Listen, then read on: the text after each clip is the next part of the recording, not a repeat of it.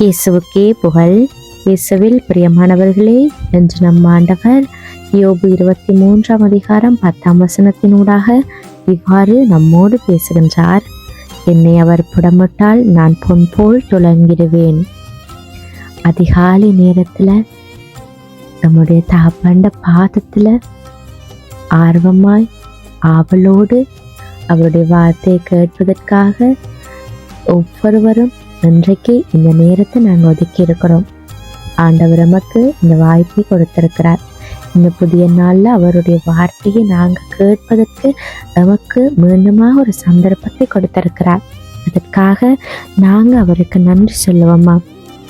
இந்த காலை நேர அமைதியில் ஆண்டவருடைய வார்த்தையை நாங்கள் தியானிக்கும் போது ஆண்டவருடைய வார்த்தை எங்களுடைய இதயத்தில் ஒரு ஆழமான நம்பிக்கை விதிக்கிறது.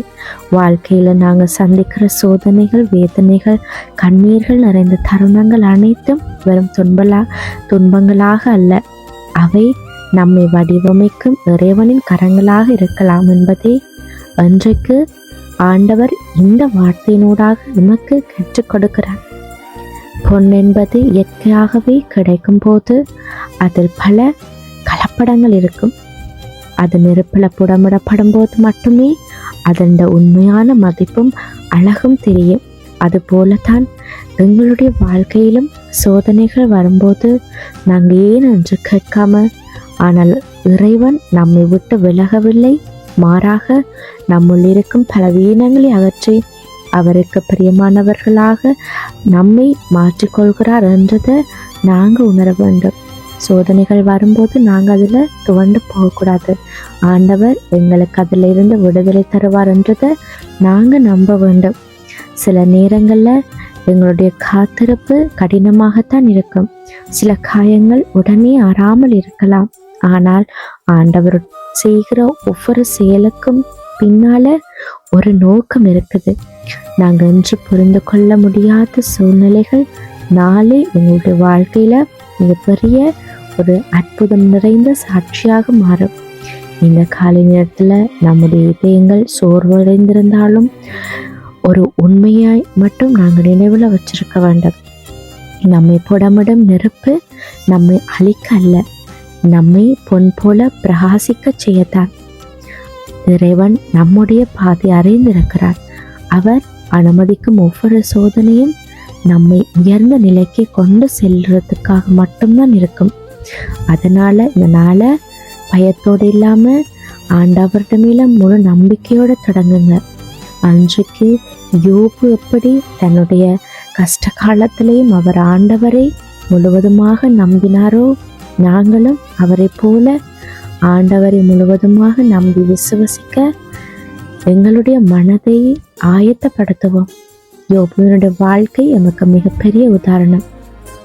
அவர் வாழ்ந்தது போல நாங்களும் இந்த உலகத்துல ஆண்டவருக்காகவே, அவருக்காக நான் என்று வாழ கற்றுக்கொள்ளுவோம். நம்மை வடிவமைக்கும் இறைவனின் கரங்கள்ல நம்ம ஒவ்வொருவரையும் ஒப்புக்கொடுங்க. எங்களுடைய குடும்பங்களை ஒப்புக்கொடுங்க, உங்களுடைய தனிப்பட்ட வாழ்க்கையை ஒப்புக்கொடுங்க, உங்களுடைய தொழில் வளங்களை ஒப்புக்கொடுங்க, உங்களோட கல்வியை ஒப்புக்கொடுங்க, சகலத்தையும் ஒப்புக்கொடுங்க. நிச்சயமாக அவர் அனைத்திலும் உங்களை வெற்றி பெற செய்வார். ஒரு நாள் நாங்கள் திரும்பி பார்க்கும்போது அந்த சோதனைகளை நம்மை பொன் போல் துலங்க செய்தது என்றதை நாங்கள் மகிழ்ச்சியோடு தெரிந்து கொள்வோம். அதனால் சோதனையில் துவண்டு போகாதீங்க, மன தைரியத்தோடு இருங்க. ஆண்டவர் நிச்சயமாக சோதனைகளுக்கூடாக உங்களை கடத்தி சென்று பாலும் தேனும் பொழிகிற கானான் தேசத்துக்கு உங்களை மீண்டும் அழைத்து செல்வார். அன்று எப்படி இஸ்ரேல் மக்கள் பாலைவனத்தில் கஷ்டப்பட்டாங்களோ, அந்த கஷ்டங்களுக்கு பலனாக ஆண்டவர் அவர்களுக்கு வாக்களிக்கப்பட்ட தேசத்தை கொடுத்தார். அங்கு எந்தவித துன்பமும் இல்லை, அடிமைத்தனமும் இல்லை.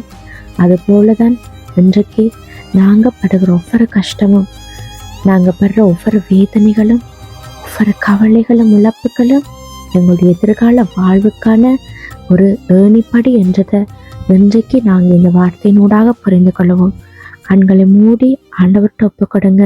தகப்பனே, நான் கடந்து செல்லும் சோதனைகளின் நோக்கத்தை எப்போதும் புரிந்து கொள்ள முடியாவிட்டாலும் உமது கரங்களில் என் வாழ்க்கையை பாதுகாப்பாக வைத்துக்கொள்ள நீர் எம்மோடு இருக்கிறீர், ஒவ்வொருவரையும் நீர் பாதுகாக்கிறீர் என்பதை நாங்கள் முழு மனதோடு நம்பி விசுவசிக்கிறோம். எங்களை புடமிட்டு உமக்கு பிரியமான பொன் போல் துளங்கச் செய்யும் அப்பா. ஆமேன்.